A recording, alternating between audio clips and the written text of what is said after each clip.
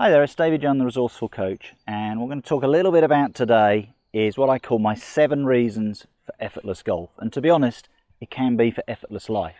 So you get a lot more enjoyment out of what you're looking to do. And these 7 reasons are going to explain what you actually need to do to really get that golf to the level that you want to get it to. So what are those 7 things? We're going to start with initially the most important one and the simplest one to really go and get. Nowadays with things like the websites, the internet, you can go and find this out very easily. Go and see a coach, and it's simply what we call information. So let's say I've gone to the driving range and I want to know how to draw a golf ball. Okay, I need to understand what needs to be achieved. So let's use that idea through these 7 things that are going to allow you to play and get the results that you want. And you can use this, as I said, for any task that you've got. But we're going to use the idea. I'm going to learn how to draw my hybrid today. Okay, so first thing, information. How do I hit a draw? What do I need to do? Okay, now, what we're looking for, what is a draw? Well, a draw is a ball that would start right of the intended target and then would come back to the target. That's what we're looking for there. So what I need to understand is, how do I make a swing that will bring the club into the ball on the correct line, and then as it goes through the ball, the club face is working in a certain way to get the desired result, to get that draw. And I think the bit we're now going to say is really important. When you go and work on something on your game, work on one thing. Go there with a purpose. Think, this is what I want to do. Today it's all about drawing that hybrid. Don't worry about how you're hitting your driver. Don't suddenly after 6 shots, oh, how am I hitting my wedge? Stick to the one thing. Take a little bit of time on what you're working on. Okay, so the information I need to understand, as we said, I need to make a swing that will swing slightly to the right of target, and then it feels relative to that line, the club face is slightly closed. And that's basically the information I need. That's the starting point of what I need to do.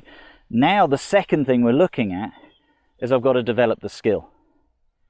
Okay, now what you can do when you go to the practice ground, let's get some alignment sticks. Let's just grab them out of my bag and do anything that you can do to help you to develop that skill. So straight away you might look at it and think, okay, I need to start the ball right of the intended target. We'll put an alignment stick down, going a little bit right of where you want to go.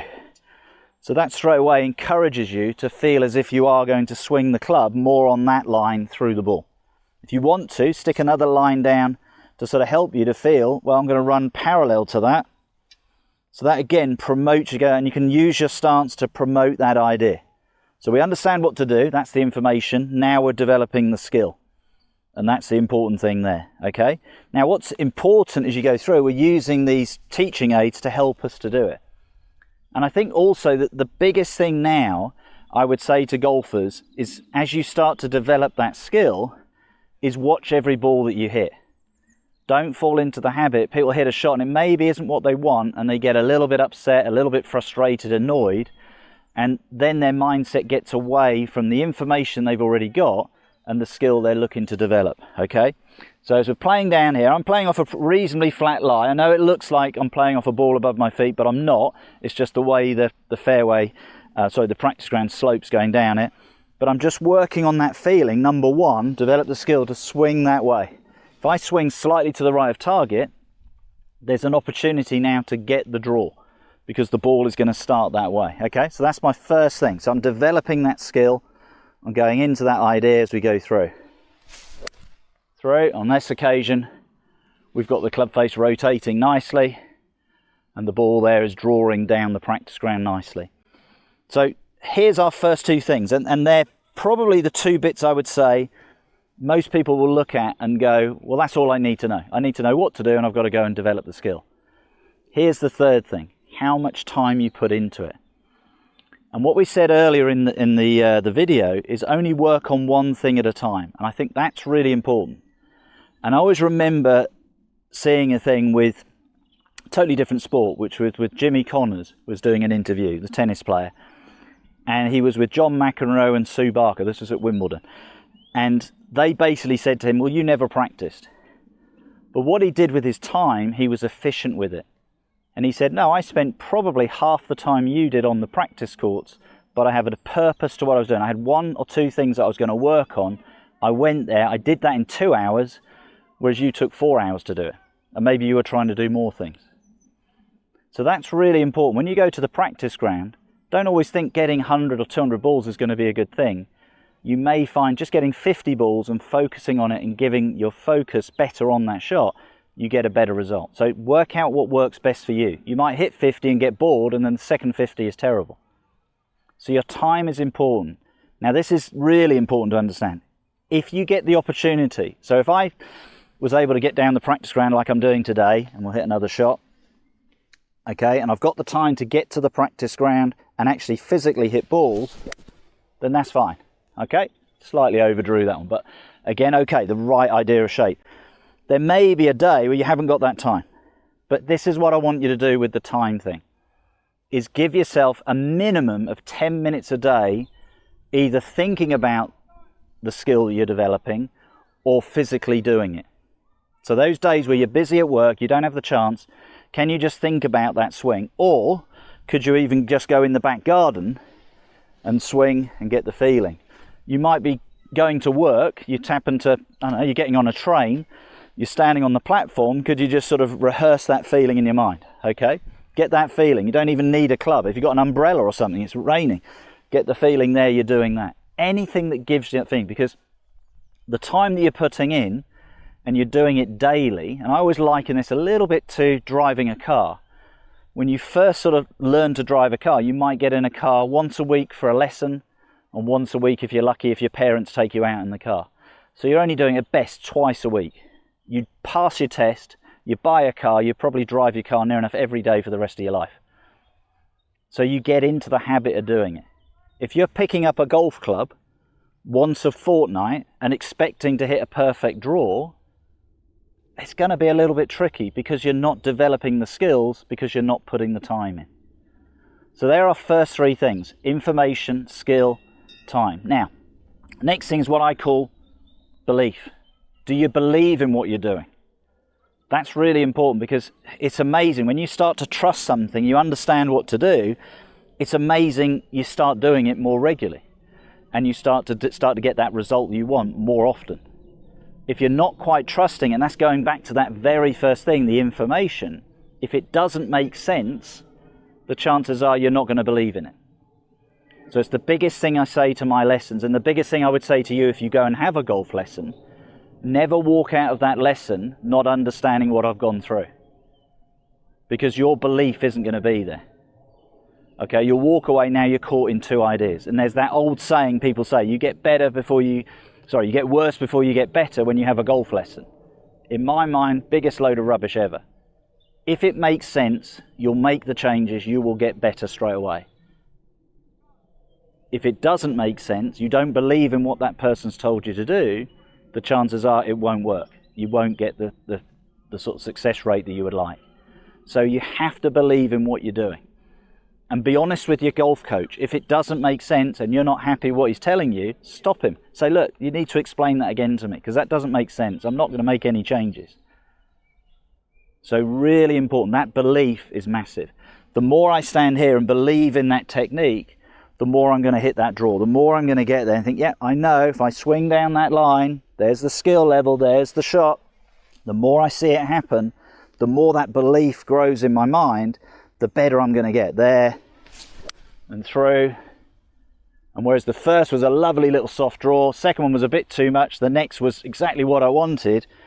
Again, and I've been asked this a few times about my videos, do you hit better shots in the videos because you're talking through in a very clear, positive way?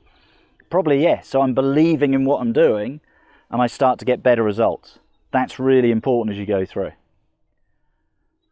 So now here's our fifth thing, your well-being. Are you capable of doing what you're being asked to do, or what you think you should do? Okay, and that may be a situation. I'm getting a bit older, I'm 53 years old now. To be honest, through playing golf, and I had a car accident when I was very young, my back isn't great. So that's a little bit why my golf swing, when you watch it, looks more like a 3/4, 7/8 swing rather than a full swing. So you have to go with what you know you can do.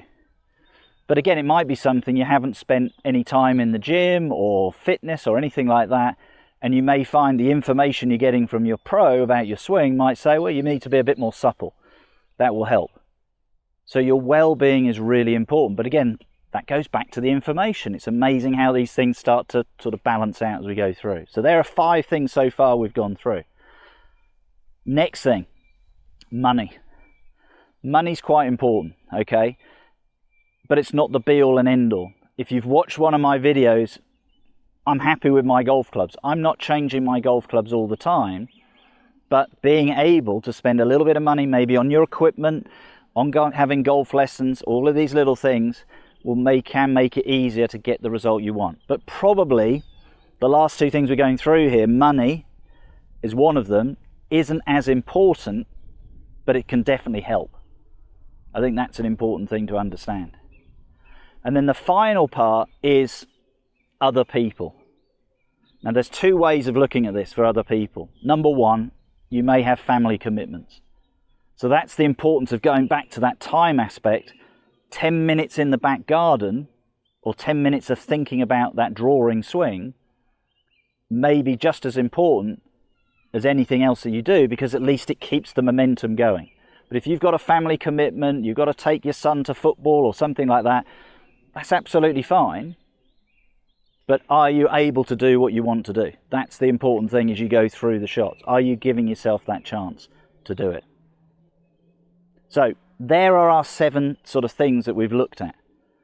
Okay, information. Do you know what to do? Work on just one thing at a time. Once you've got that information, put the time to develop the skill. There's 2 and 3 there we've talked about. Develop that skill and make it fun. Hit it there. Work on what you're doing. As I said, work on one thing at a time. Really important that you do that. So you get there, hitting to that draw, through there. And again, I've hit 4 balls now, and I've hit every ball with a right to left shape. Maybe because I'm a little bit more conscious of it. 2 of them have had a little bit of an overdraw, so you'd probably say might have turned into a hook. But for me, the way I look at that is that that's okay, because the intention was to hit a draw. I might have slightly overdone it, but that shows I've got the idea of the skill that I'm looking to develop. And I think that's really, really important. So information, skill, time, really important. Do you believe in what you're doing? Don't finish that lesson.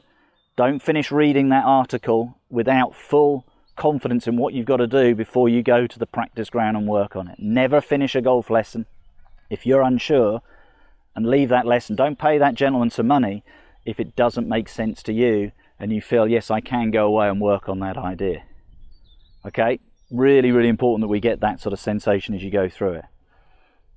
As we said, your well-being, money, other people are all going to be factors. Can you physically do what you want to do? Have you got the right equipment to allow you to do it? The money to maybe buy those lessons?